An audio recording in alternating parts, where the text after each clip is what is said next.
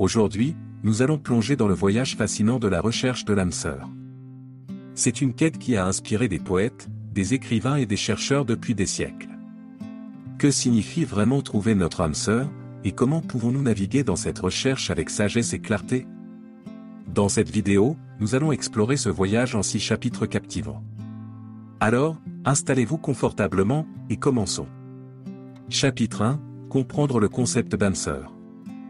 Le concept d'âme sœur a fasciné l'humanité depuis des siècles. Dans ce premier chapitre, nous plongeons au cœur de cette notion complexe.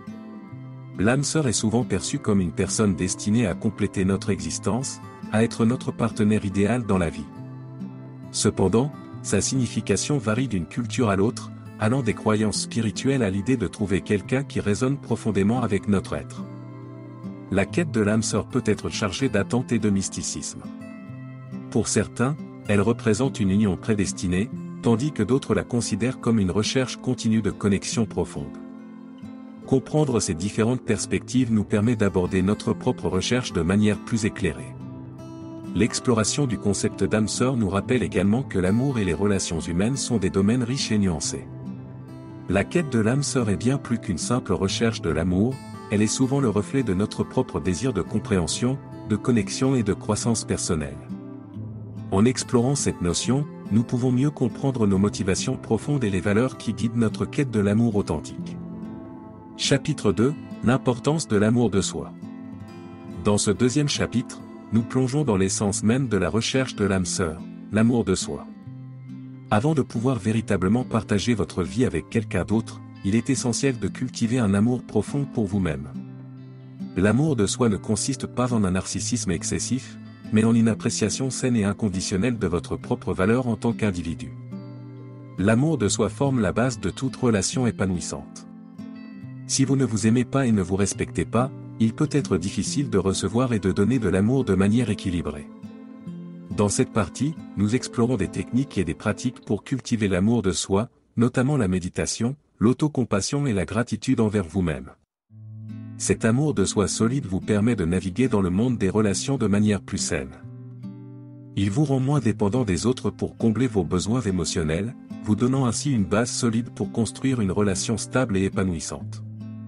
En fin de compte, l'importance de l'amour de soi est un thème central de cette quête de l'âme sœur, nous rappelant que pour trouver l'amour, nous devons d'abord nous aimer nous-mêmes. Chapitre 3, les pièges de la recherche obsessionnelle. Dans ce troisième chapitre, nous plongeons dans les pièges courants qui guettent ceux qui sont obsédés par la recherche de l'âme sœur.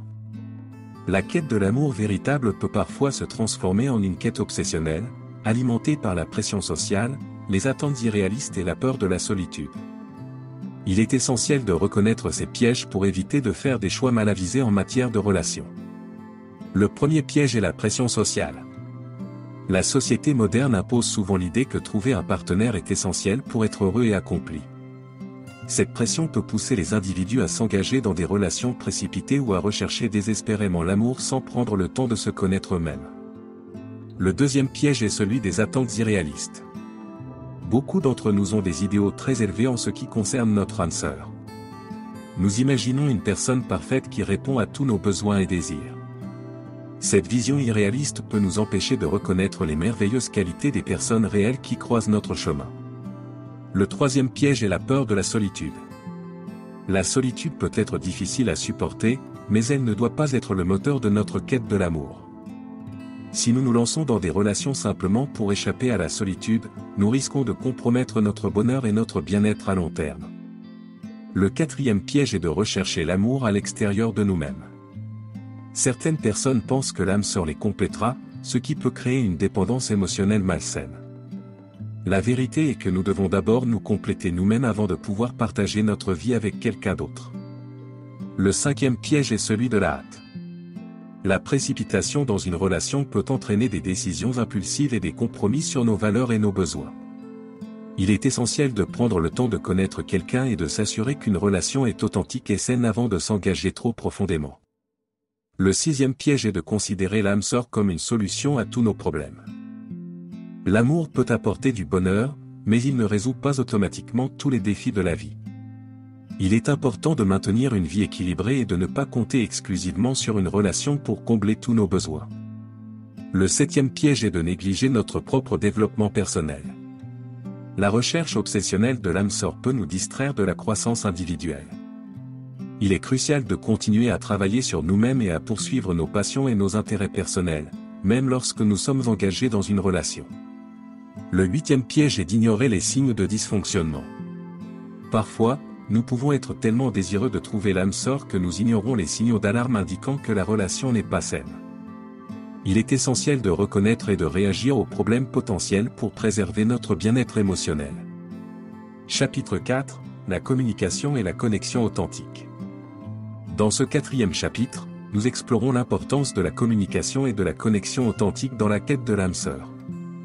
Les relations significatives sont construites sur une base de compréhension mutuelle, d'empathie et de communication ouverte.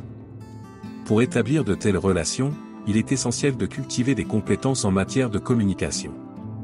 La communication authentique consiste à partager vos pensées, vos sentiments et vos besoins de manière sincère et ouverte. Cela crée un espace de confiance où vous pouvez vous exprimer librement et être entendu par votre partenaire. Dans cette partie, nous discutons des techniques pour améliorer la communication, notamment l'écoute active, la communication non violente et l'expression de soi de manière respectueuse. La connexion authentique va au-delà des mots. Il s'agit de comprendre et de ressentir la personne que vous avez en face de vous.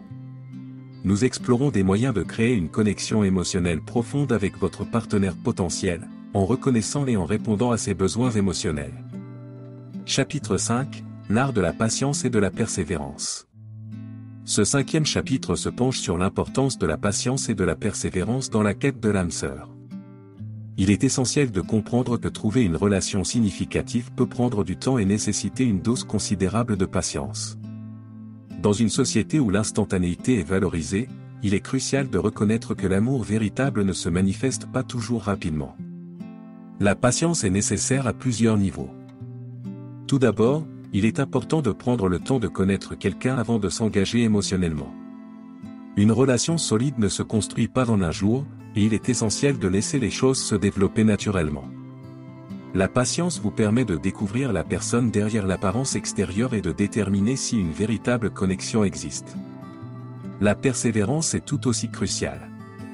Il est probable que vous rencontriez des défis et des déceptions dans votre quête de l'âme sœur. Certaines relations ne fonctionneront pas, et c'est normal. Cependant, la persévérance signifie que vous ne renoncez pas à votre recherche à la première difficulté. Vous apprenez des expériences passées, vous ajustez vos attentes et vous continuez à chercher. La patience et la persévérance vous permettent de maintenir une attitude positive et ouverte dans votre recherche de l'amour. Elles vous aident à éviter de vous décourager lorsque les choses ne se déroulent pas comme prévu.